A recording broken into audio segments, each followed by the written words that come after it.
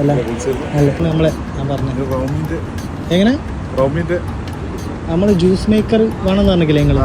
ആ അതിൻ്റെ നമ്മളെ ഫ്രണ്ട് ജബ്ബാർക്കാണ്.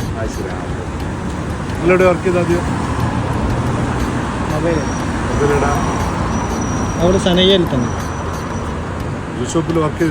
ആ ജ്യൂസൊക്കെ അടിക്കാൻ അറിയാം. പിന്നെ അറിയാം. ഈ ബാക്കി വരുന്ന ഈ ജ്യൂസ് പോലെ തന്നെ കുടിക്കാൻ പറ്റും.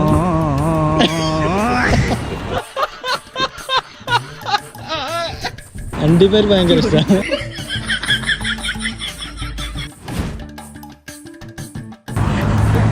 Happy birthday.